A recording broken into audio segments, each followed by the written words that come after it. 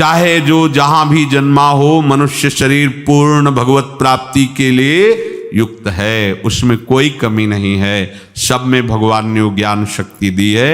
वो ज्ञान शक्ति भोगों के कारण आपकी ढक गई है। आपने अपने अध्यात्म शक्ति को जागृत न करके भोगों में रत होने के कारण वो सुषुप्त पड़ी है। आप उस सुप्त शक्ति को जागृत कीजिए। आप ही बड़े बड़े ब्रह्म ऋषियों को जो प्राप्त हुआ है वो प्राप्त कर सकते हैं। आप ऐसा नहीं, जब जगे तब सवेरा। देखो बड़े बड़े नीच कर्म करने वाले भी जब भगवान की शरण में होकर भजन किए तो महात्मा बन गए। तो थी ना उनमें ऊर्जा शक्ति। आप अपनी सुप्त शक्ति को जागृत कीजिए। आप एक व्रत लीजिए, क्या कि मैं निरंतर श्री कृष्ण का भजन करूंगा। ये निरंतर शब्द बहुत प्यारा है। ये जो कुछ माला जप करके छूट देने वाली बात है, ये तो विषयी पुरुषों को भजन में लगाने के लिए है। लेकिन भगवत आनंद में डूबने के लिए, आवागमन से मुक्त होकर प्रेम धाम में वास करने के लिए निरंतर शब्द का प्रयोग है। निरंतर श्री कृष्ण का स्मरण करो। अब सावधानी की बात करें। रात्रौच कृष्णम पुनरुत्थिताये, बहुत महिमाशाली बातें भीष्म जी वर्णन कर रहे हैं।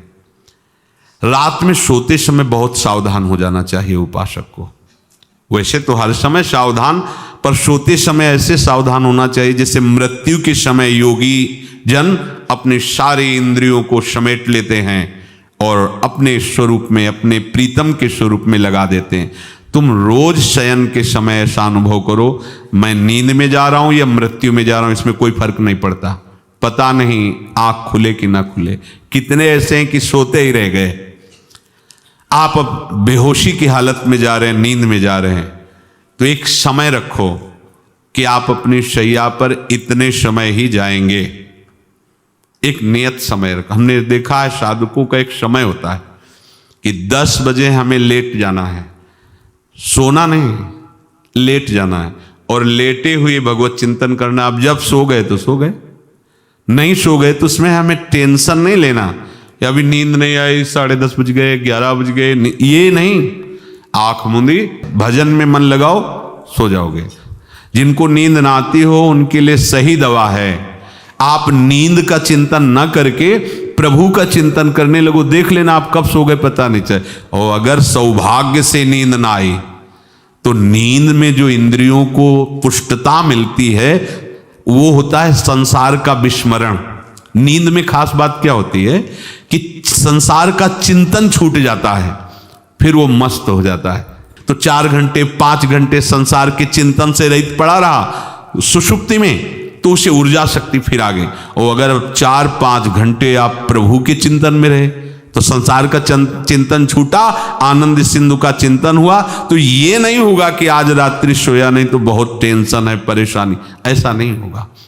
बचपन से सदगुरुदेव भगवान ने यही शिक्षा दी थी। गुरु कृपा से ऐसे उपदेश मिले थे। सोते समय कोई वार्ता नहीं, कोई अन्य चिंतन नहीं, चुपचाप अपने मन को हटाकर केवल इष्टमय करो। कब नींद आ जाती है इसकी चिंता मत करो, इष्टाकार वृत्ति करके ही सोना चाहिए। तो आगे जो लिखा है पुनरुत्थिताय, जब उठो तब वैसी वृत्ति, तो कुछ दिन बाद स्वाभाविक हो जाएगी। स्वाभाविक हो। अपने तो इतना तक देखा है कि जैसे आधा पद में होश रहा और निद्रा आ गई, तो जब चेतना आई तो उसी पंक्ति से, जहां से होश गायब हुआ था, उसी पंक्ति से जागरण प्रारंभ हुआ। ऐसा ही जब ऑपरेशन के समय बेहोश किया गया था तो उनसे कहा था हमें बता देना कुछ मिनट पे, तो उनका हाँ लगाने वाले इंजेक्शन और कुछ ही सेकंड में इसका असर बस। तो जो पद चलाया था, जब होश आया था तो वही पद चल रहा था, मतलब बेहोशी में वो पद अपना अधिकार किए हुए था। ऐसे नींद भी तुम्हारी भजन हो जाएगी, समाधि हो जाएगी, यदि आप सोते समय प्रभु का चिंतन करेंगे। बहुत ही सावधानी की बात है। यदि इस जन्म में परम लाभ लेना चाहते हो तो इस श्लोक को अपना जीवन बनाओ। कृष्णव्रताः, हमारा जीवन का एक ही व्रत है कि हम अपने प्रीतम का भजन नहीं छोड़ेंगे, अखंड भजन। हमें ये नहीं देखना कि उपांशु मानसी को इसमें कितने गुना, हमें गुना बना नहीं देखना। हमें अपने प्रभु को बोलना नहीं। भजन में मन नहीं लग रहा, पद गा रहे हैं, जोर जोर से चिल्ला रहे हैं, नाम कीर्तन हमें अपने प्रभु से जुड़े रहना है। कृष्ण व्रताहा कृष्ण मनुस्मरंतो, हमारा निरंतर स्मरण चले, बस ये प्रयास रखना है। जब निरंतर स्मरण की बात कह दी तो फिर आगे कुछ कहना नहीं चाहिए, पर खास बात इसीलिए कहा जाता है कि आप समझ जाओ। रात्रौच, जब कोई भी ब्रह्मचारी, कोई भी उपासक, कोई भी बैरागी त्यागी महात्मा सोते समय सावधान हो गया तो उसकी रात्रि बहुत गलत जाएगी। खास जब आप सैया पे शयन करते उस समय असावधानी हुई तो विकार छा जाएगा, ध्यान रखना। आपका चिंतन गलत हो जाएगा, आपकी चेष्टा गलत हो जाएगी। जागृत में ना सही तो स्वप्न में आप सावधान उस समय जरूर रहिए और उतना ही विश्राम कीजिए जितना आवश्यक हो। व्यर्थ में करवटें मत बदलिए, ये उपासक का स्वरूप नहीं होता। रोगी है तो बात अलग है, बड़े असाध्य रोगों से, नहीं तो ऐसी दिनचर्या नहीं होनी चाहिए। कै बजे? 3:30, अभी आधा घंटा तो है, फिर कमर ओढ़ लिए, ये साधक का नहीं हो। ये नियम लीजिए। सोते समय आप बिल्कुल मृत्यु दशा की स्थिति लाइए, जैसे मरने वाला नहीं होता, सब जगह से मन हटाकर। और सच्ची है, पता नहीं आंख खुले कि ना खुले, ये बड़ा धोखे का जीवन है।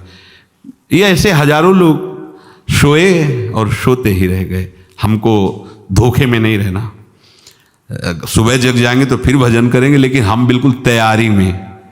तो जब ये था कि किडनी कभी भी फेल हो सकती, तो हमें ज्ञान तो था नहीं ऐसा उस समय, तो हम रात्रि में जब शयन का सो तो कपड़े कौन थे, कोई पैंट शर्ट थोड़ी था, सब हटा चला, ऐसे रज लगाई, राधा वल्लभ जी को ऐसे बांधा, चरणामृत लिया, पूरी तैयारी में, क्योंकि पास कोई था नहीं। तो ये होता था कब मर जाए, कैसे बताएं कितना सुख। एकदम युगल चरणारविंद में तदाकार होते ऐसे वो।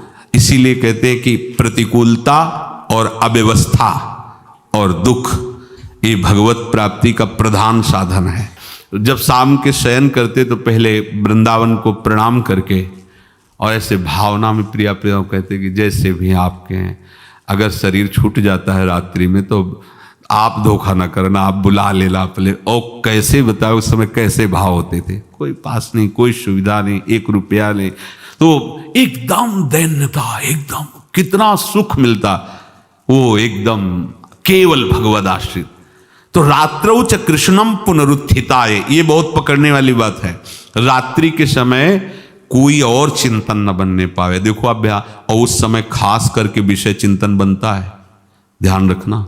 दिन भर लड़ते रहोगे इंद्रियों से, और जब आप शयन के समय जाओगे तब वो अवसर ढूंढेंगी और आपको विषयों में फंसाने की चेष्टा करेंगी।